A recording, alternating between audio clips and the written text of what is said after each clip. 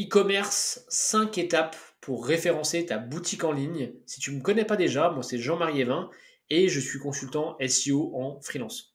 Donc dans cette vidéo, on va faire un rapide rappel sur l'intérêt du référencement naturel pour les boutiques en ligne versus du coup les différentes autres sources de trafic. Et après, on va se concentrer sur les 5 étapes qu'il faut absolument faire pour démarrer le travail du référencement de sa boutique e-commerce. Donc, première chose, le référencement naturel, qu'est-ce que c'est? Donc on va travailler du coup son site d'une certaine manière, en suivant certaines pratiques, pour qu'il ait tendance à remonter justement dans les résultats de recherche sur Google quand les utilisateurs tapent des mots-clés. Tu as peut-être aujourd'hui du trafic avec la publicité sur Google, tu as peut-être du trafic avec les réseaux sociaux, en organique, peut-être avec de la publicité sur les réseaux sociaux, peut-être que tu fais de l'affiliation, etc., etc. Mais si tu as, comme moi, 28 ans, peut-être un petit peu moins, et surtout si tu es plus âgé que ça, en fait, quand tu as besoin de quelque chose, tu vas directement le chercher sur Google. On va notamment prendre l'exemple là que je vais prendre après du domaine des aquariums. Si par exemple, tu as besoin d'une pompe pour ton aquarium de 0,5 m3, tu vas chercher sur Google. Tu vas pas aller chercher sur TikTok, tu vas pas non plus aller rechercher sur YouTube. Tu pourrais, mais c'est pas forcément un réflexe qu'on a. Tu vas pas non plus demander à ChatGPT ou autre intelligence artificielle, mais tu vas aller sur Google et après on va te proposer différents produits et peut-être que toi tu vas ouvrir 3 liens et puis tu vas comparer un petit peu les produits avant du coup de passer commande. Donc ça c'est la manière de réfléchir qu'ont la majorité des gens. Tu as besoin de quelque chose, tu vas le taper dans un moteur de recherche. Tu vas pas attendre qu'il y ait une publicité qui essaye de te le vendre, etc., etc. Donc ça, c'est la première chose. Et donc, quand on a une boutique en ligne, comme je te disais, il y a différentes sources pour attirer du trafic. Un bon ratio pour une boutique en ligne de trafic SEO serait environ 40-50%.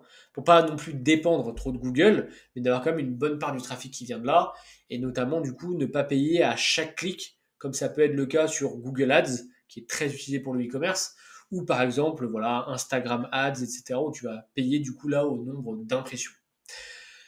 Donc, très concrètement, si maintenant tu as compris l'intérêt de bosser le référencement de ta boutique en ligne, mais c'est quoi les grandes étapes en fait qu'il faut faire justement pour démarrer le chantier? Et donc, on va les voir maintenant ensemble. Donc, la première, c'est de faire un audit de mots-clés. Et il faut aussi que tu aies un secteur d'activité qui soit SEO friendly entre guillemets. Si par exemple demain, tu as créé une invention qui n'est pas connue et qui a un nom assez spécifique et qui ne correspond pas à un produit que les gens recherchent déjà, honnêtement, hormis te positionner sur le nom de ta marque, le nom de ton entreprise, ça sert pas forcément à grand chose de travailler ton référencement naturel. Tu pourras peut-être aller travailler un peu sur de l'informationnel, etc. Mais ce sera relativement limité. Donc déjà, la première chose, je dirais, c'est d'avoir une niche qui se prête au SEO. J'ai un exemple qui me vient en tête comme ça. Il y a des marques aujourd'hui qui cartonnent, qui vendent par exemple des probiotiques ou des déodorants qui sont spécifiques parce qu'ils utilisent tel produit, etc. Et par exemple, ils ont un seul produit sur leur boutique en ligne, notamment typiquement le genre de boutique qui tourne vachement avec des influenceurs et la publicité Facebook, Instagram. Pour moi, c'est pas des niches qui sont SEO friendly parce que déjà il n'y a qu'un produit. On va pouvoir un peu travailler, ok, sur de l'informationnel, etc. Mais c'est pas vraiment là que ça va être le plus intéressant. Je suis d'accord, eux, faut qu'ils continuent à faire de la publicité à fond, qu'ils travaillent leur image de marque, etc. Donc, première étape, il te faut une niche SEO friendly. Une niche SEO friendly, c'est quoi? Pour moi, c'est une niche avec beaucoup de produits. Et en face, des gens qui recherchent ces produits-là, notamment sur les moteurs de recherche du coup.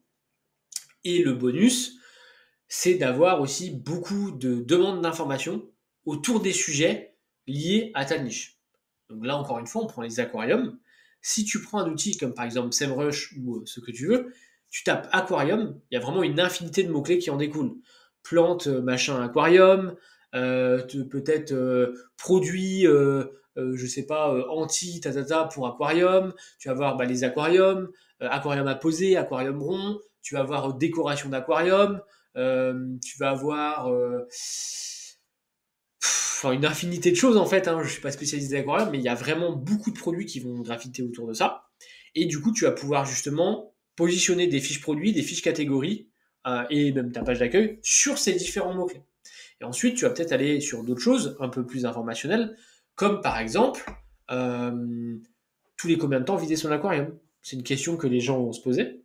Et toi, justement, tu peux créer un article de blog pour parler de ce sujet-là et du coup faire aussi connaître ta boutique. Donc la première chose à faire, c'est de faire un audit de mots-clés, à l'aide notamment d'outils comme SEMrush, Systrix ou celui que tu veux, pour mettre du coup en face tes produits, tes catégories de produits, et du coup utiliser les bons mots-clés sur ta boutique en ligne. Donc, la première chose à faire, c'est ça.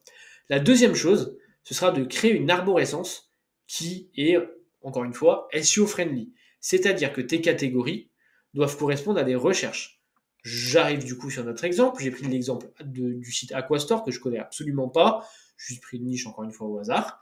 Et donc là, on voit dans leur menu qu'ils ont par exemple des chauffages, des thermostats, ils ont des diffuseurs d'air, des pompes à air, ils ont des aquariums pour eau douce, des aquariums sans meubles, ils ont des filtres cascades, des filtres externes, ils ont des aimants pour le nettoyage des aquariums, ils ont des décorations, Jewel, j'imagine que c'est peut-être une marque, ils ont des plantes artificielles, etc., etc.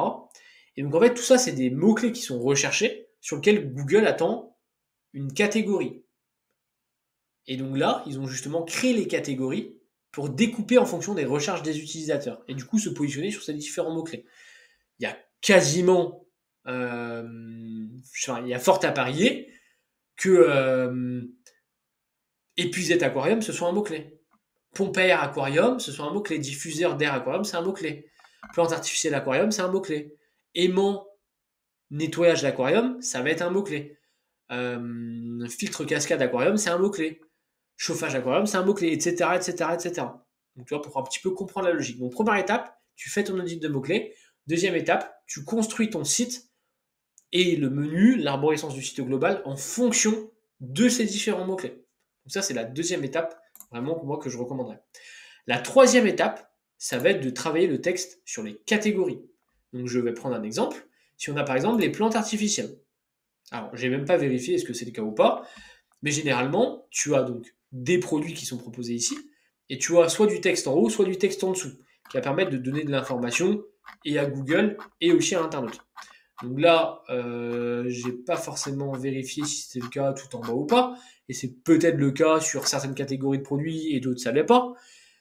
Toujours est-il que c'est une bonne pratique de manière globale d'avoir du texte sur sa page de catégorie. Il va par exemple dire quelles sont les différentes matières pour voilà, les plantes artificielles pour aquarium, comment les choisir, tu vas peut-être parler du délai de livraison, etc., etc.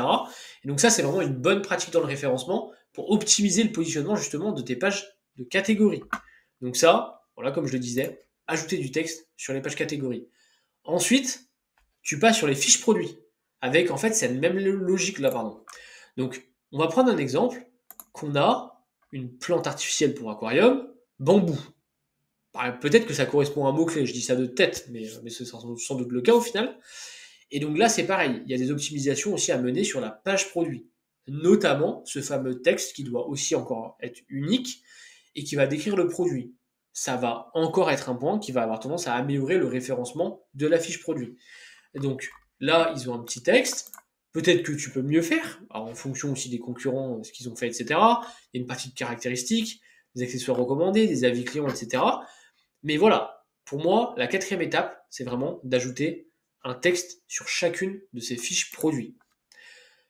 Suite à ça, donc tu as fait ton audit de mots-clés, organisé ton arborescence en fonction de tout ça, créé tes textes catégories, créé tes textes produits. Maintenant, il faut que tu te penches sur le maillage interne. Le maillage interne, qu'est-ce que c'est? C'est l'organisation des liens au sein de ton site internet qui vont permettre à l'internaute de naviguer de manière optimale, mais surtout au robot de Google de se balader de page en page les plus pertinentes possibles. Et ça renvoie notamment vers des notions de PageRank, avec la diffusion de la popularité au sein de ton site internet. Donc on veut que les pages les plus en lien possible, le plus connexes, se fassent des liens les unes entre elles, les unes entre les autres, pardon. Et donc par exemple, si je prends la partie d'aquarium, tu vas par exemple avoir différents aquariums, donc des aquariums d'eau douce, sans meubles, les meubles pour aquarium, etc. Et donc ces catégories-là, donc là il faudrait réfléchir parce que là il y a un menu avec énormément de catégories, ce qui n'est pas forcément non plus ce que je recommande, mais faire des liens entre les différentes catégories qui seraient proches sémantiquement et qui aient une logique. Donc ça c'est la première chose. Tu peux tout simplement aller par exemple dans la catégorie meubles pour aquarium, tu as ton petit texte et tu vas faire un lien vers, vers la catégorie aquarium à poser, par exemple. Ce genre de choses-là. Donc ça renvoie, comme je disais, à des notions de management interne. Et au-delà des catégories, il va falloir aussi aller faire du management interne entre les différents produits. Donc les différents produits vont peut-être se faire des liens entre eux, notamment des fois via des sections, ces produits pourront vous intéresser, qu'on retrouve sur les boutiques e-commerce, notamment via le chemin de navigation, donc, typiquement ici.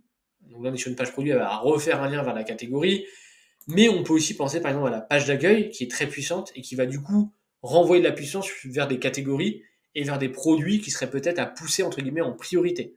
Donc tout ça, c'est des notions de maillage interne. Je t'invite notamment à te renseigner sur la notion de PageRank pour bien comprendre à quoi ça renvoie, l'intérêt, à quoi ça correspond et comment bien le travailler. Mais pour moi, c'est la 5e étape à faire pour démarrer le chantier de référencement pour ta boutique en ligne. Donc vraiment, si tu es au début de ce travail-là, fais ces 5 étapes et limite ne réfléchis pas trop et vraiment fais-le et tu vas voir que tu auras absolument des résultats hors problème technique qui pourraient vraiment ennuyer à ton site. Mais si tu crées un contenu de qualité qui n'est pas dupliqué, vraiment déjà démarre sur ce chantier-là et c'est sûr que tu pourras me remercier et c'est sûr que tu auras des résultats sur ta boutique en ligne. Donc voilà un petit peu pour ça. Si jamais vous avez des questions, mais n'hésitez pas à les poser en commentaire. Si vous avez des interrogations aussi par rapport à tout ça, même vous m'envoyez un message sur LinkedIn, je me ferai un plaisir de vous répondre. Je fais aussi du consulting, évidemment e-commerce. Si vous avez des besoins, vous me contactez directement via les liens qui sont dans ma description. Et je vous dis à la prochaine, dans une prochaine vidéo, et sans doute un sujet qui sera du coup lié aussi à l'e-commerce, qui est un de mes sujets de prédilection, un sujet que j'aime beaucoup. À la prochaine. Ciao.